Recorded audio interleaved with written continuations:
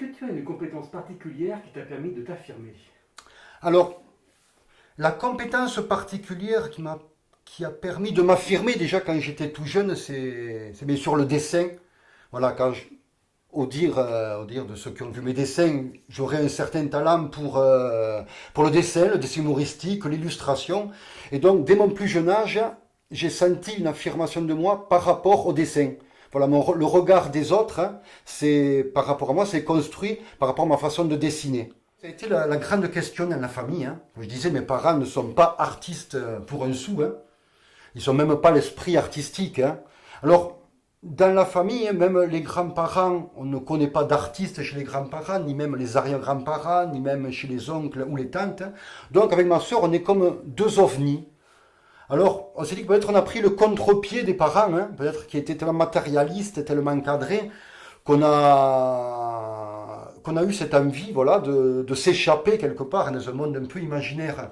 Alors, moi, je ne me considère pas tout à fait comme un artiste, c'est-à-dire que moi, j'ai le don du dessin, c'est-à-dire que dès le plus jeune âge, dès la maternelle, hein, mes parents, ça ne rendaient pas forcément compte, hein, ni même, mais les professeurs, les instituteurs, ça rendait compte. Ils disaient, c'est incroyable, hein, un petit de cet âge, comme il sait dessiner.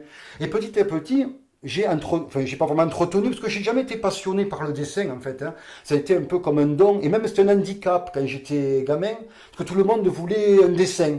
Ah, moi, j'ai quelle chance ils ont, ceux qui ne savent pas dessiner, on leur demande rien. Et moi, tout le monde les instituts, des amis de mes parents, et tout le monde me dit, ah, fais-moi un dessin, fais-moi des cartes postales, fais-moi une affiche. Et jusque tard dans ma vie, j'ai un peu trouvé ça comme quelque chose d'un peu pénible. Hein. Ça m'encombrait, ce don, en fait. Hein, et, et en fait, aujourd'hui, bon, c'est vrai que je me sers beaucoup du dessin, hein, parce que maintenant, l'illustration, depuis, j'en ai fait pas mal. Mais je me sens plus comme un artisan que comme un artiste. Voilà, ce que je sais faire, donc je fais. Mais je peux passer un mois sans toucher un crayon, ça ne me manque absolument pas. Si je n'ai rien à faire, je ne vais pas dessiner. Je vais aller me balader, je vais faire autre chose. Alors que par exemple, ma sœur, quand elle était jeune, elle a copié sur moi. Alors, vous voyez son frère qui dessine, donc elle voulait dessiner. Et quand on était chez mes grands-parents, on n'était pas du tout des enfants turbulents, on était tous les deux très rêveurs, très calmes. Hein.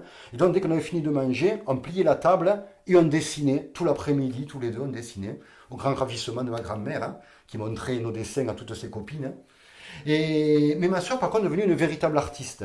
C'est-à-dire qu'elle vit comme une artiste. Voilà, la façon de vivre, elle est artiste dans sa façon d'être, dans sa façon de s'habiller, dans sa façon de cuisiner. Tout est art pour elle, voilà. Et puis elle peint tout le temps. Elle peint le jour, elle peint la nuit, elle fait des tableaux, elle fait des sculptures, elle détourne les objets du quotidien, elle écrit, elle fait de la musique. Voilà. Contrairement à moi qui suis un petit artisan, voilà, qui a un peu de talent, c'est vrai. Qu'est-ce que tu aimerais transmettre dont on se souvienne? Ce que j'aimerais transmettre dont on se souvienne. Alors, si c'est uniquement pour ma postérité personnelle, pas grand-chose, ça me fera plaisir dans quelques années.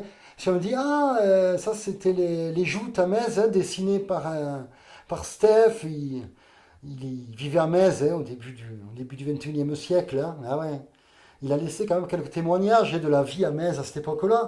Ça me ferait plaisir, pas pour moi, mais voilà, ce sera une sorte de transmission, et puis voilà, de manière marrante. Moi, si je vois un dessin qui a été réalisé à Metz, moi je vais trouver au plus un dessin, une gravure réalisée à Metz dans les années 1830, et voilà, moi ça m'a fait plaisir.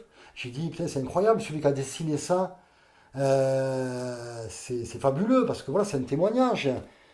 Et ça, oh, même si on ne le connaît pas, ce personnage, son nom ne dit rien, il ne dit rien à personne, c'est chouette parce que voilà, c'est une vraie transmission. C'est voilà, moi ouais, un dessin, des dessins pour les mésos des générations futures, ouais, ça me ferait plaisir. Ouais. Après, j'ai pas laissé de grandes pensées ou de grandes phrases. Hein, ça, et là, je pense pas, puis je le souhaite pas, non.